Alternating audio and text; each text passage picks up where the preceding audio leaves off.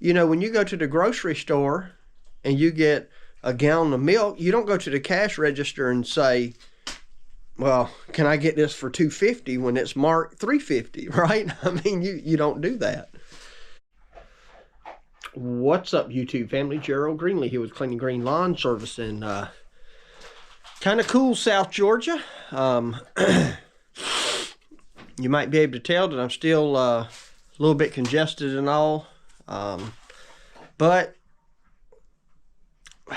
what I've been doing for the last couple of days is I got to get outside some. I just can't stay in the house, so I come out here to this little shop I got and pill around, use about an hour or so, and then I go back in and chill out. I'm doing better. It's Sunday here. I didn't go to church today. It's only like the second or third time in well, since 2008, however long ago that was, 15, 16 years, excuse me, that I hadn't, I missed a Sunday for being sick. And I probably could have went today, but I know because the church we go to is almost an hour, we got a little room and all, and we stay over there through the day. For the people that are not around here and you don't understand.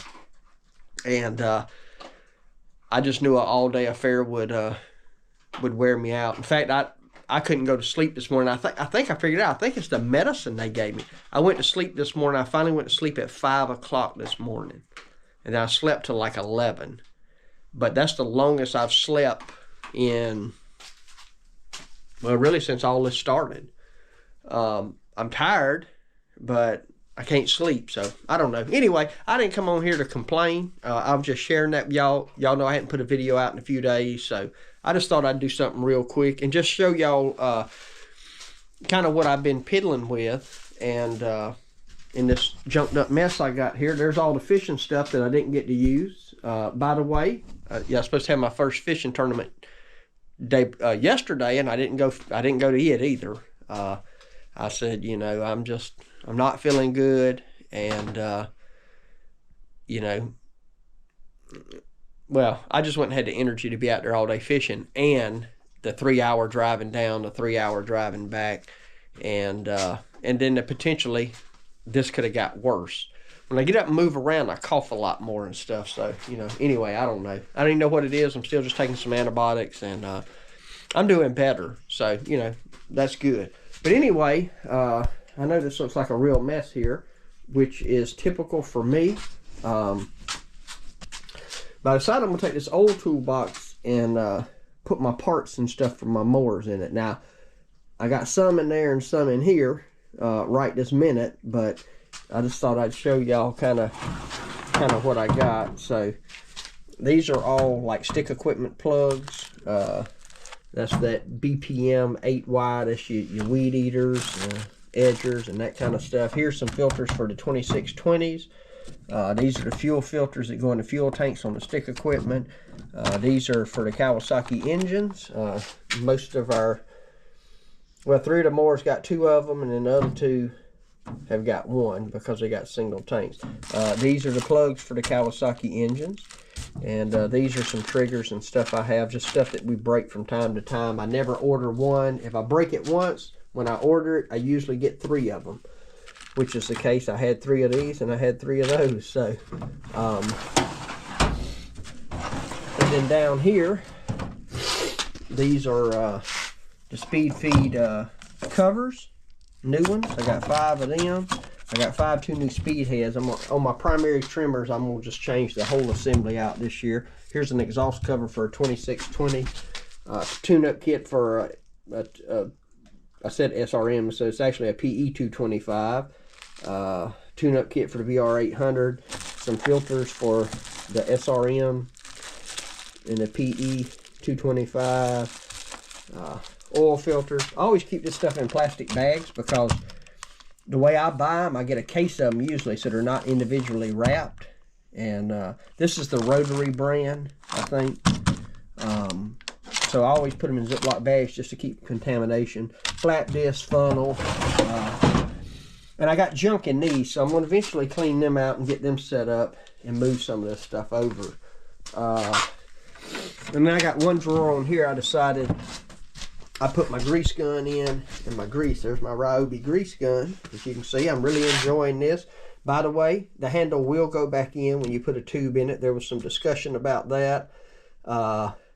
I don't know exactly how I'm doing it, but I work with it a little bit and it goes back in. So eventually this will probably go in the bottom drawer of that one. And then I'll also, but both of these have junk in them right now. They look kind of like that or that, you know. So, and then this stuff y'all seen before, I think. This is Torx stuff and Allen stuff, impact sockets and extensions, swivels, universals, flat wrenches. All of this stuff ideally will stay in the shop. I got some stuff that's missing out of here right now in other trucks and stuff. In fact, here's my channel locks. I had a whole Irwin set in here. Side cutters, channel locks, this, and then a regular pair of pliers. So I got some of that's missing. Trash. Nut drivers, screwdrivers, and again, some of these are missing out of here too. Over here, I just got some miscellaneous kind of stuff. That soldering gun I bought, some wire ties, test lights, that kind of stuff. So, then we got junk up here, of course. So, anyway, that's just kind of what I've been working on. Actually, I guess I did this stuff yesterday. I did a little bit just a few minutes ago. I brought the grease up here a few minutes ago and put the grease gun and all in there. But so that's what we got going. So this is gonna be really nice when I get my other place finished down there. You know, these well, all this stuff's coming out of here because this will get tore down eventually. But you know, I'm gonna put these two toolboxes on the wall and have a place inside like this. That I can come in and drive the mowers in and work on them. And I'll probably take this table down there because that's a handy table to work up on. It's at a good height. You don't have to lean over much, you know, to work on it. It's got a good surface size, and if you put it somewhere where you don't have to move it, you can always store stuff under it. So like I got tires under it now. Good place for them, you know. So I'll probably put that in there, put this in there. And of course I'll put my generator and some of that kind of stuff in there, and I'll probably have a wall of junk in there somewhere. So, but it'll be almost twice as big as this, so I'll be able to put stuff in half of it and still leave half of it open where I can back a trailer in, or drive a truck in and work on it, bring the mowers in and work on them. Whatever the case might be. So, yep.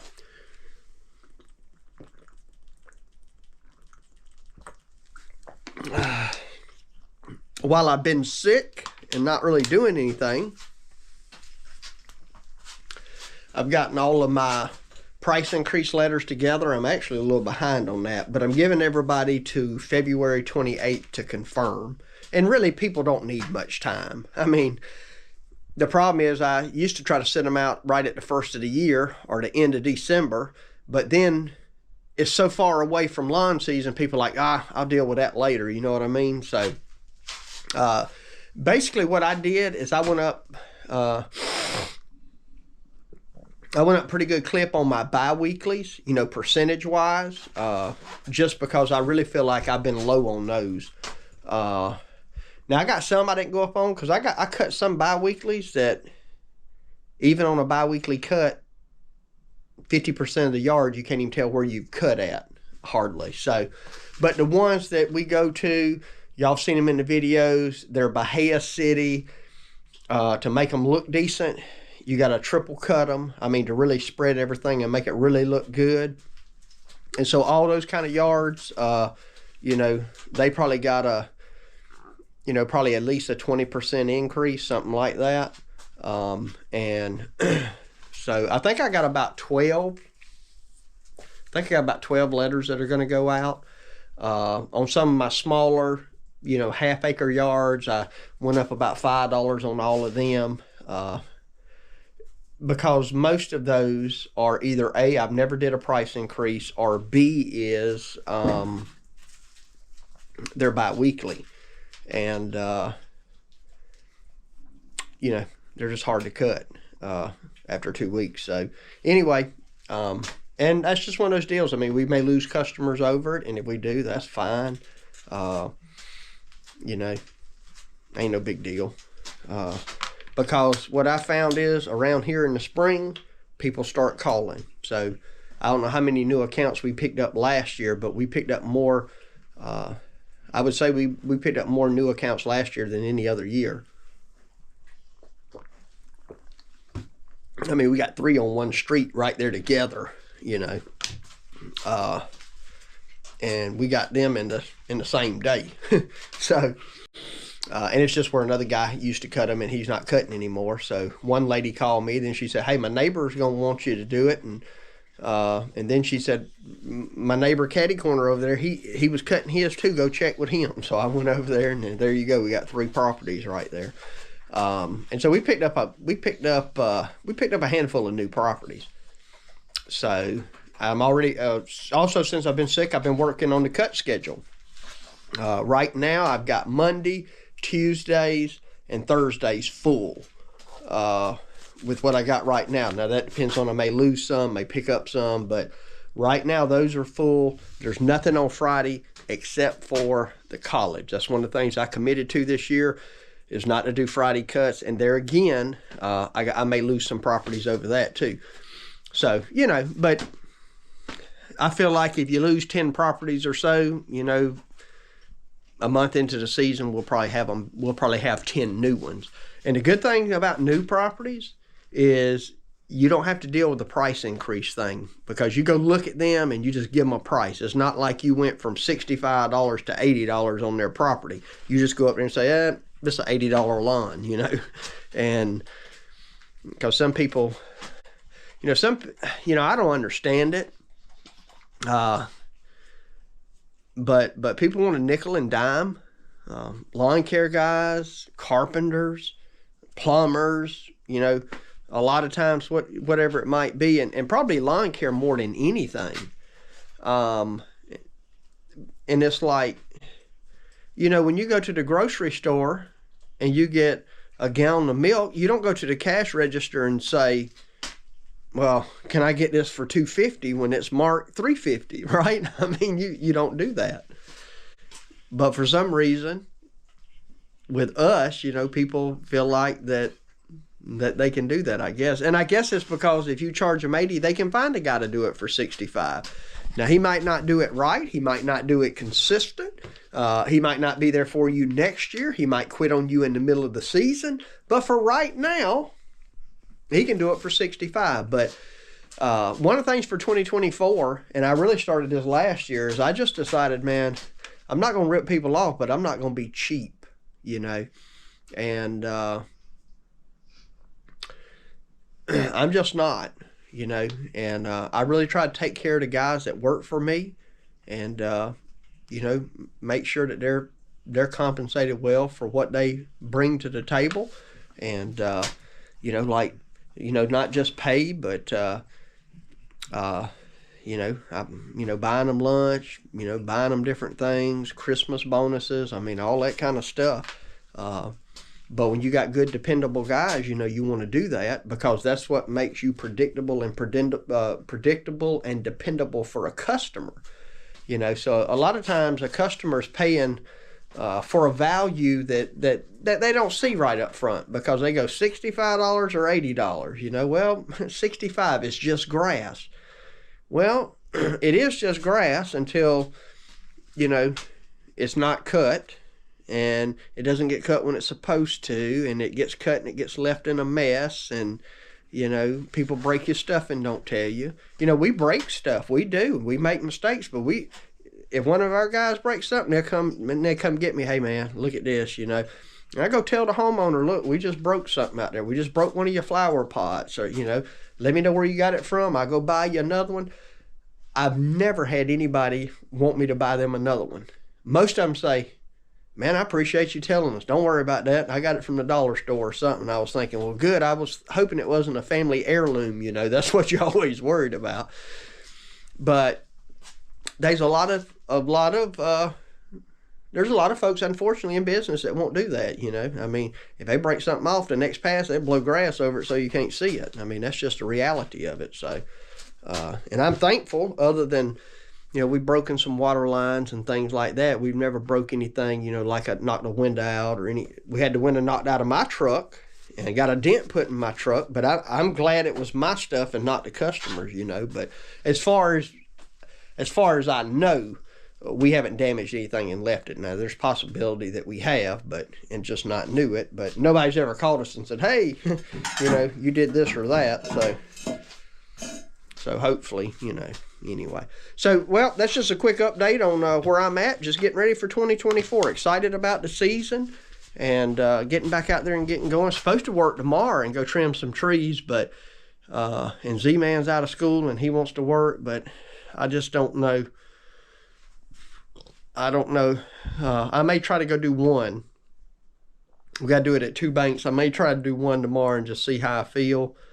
I just don't want to get out and overdo it, you know. And if I go tomorrow, I'm not going to go until probably 10 o'clock, let it warm up some. If you're down here with me in the southeast, supposed to be getting cold, you know, we're not used to that. Make sure you leave your water running. Make sure you got your pipes wrapped up. All that kind of good stuff, you know. You don't want water lines busted everywhere. Check on your animals. Darla, you got anything you want to say, girl? No? See? Darla's got this nice little condo she's living in here. Sweet puppy. Yep. And she got food and water over there. She's got her exit where she can go outside. So I'm going to actually get a heat lamp to put in here. And I'm going to probably try to go by somewhere tomorrow, get a few heat bulbs. And I want to put one in here just to help. And then I need to put another one or two down where my goats are. So they already have them, but just something to help a little bit more. So anyway, hey, appreciate y'all watching. My prayer for you is always the same, that the Lord might richly bless you and that you might see all of your blessings as from him. Hope you have a great day.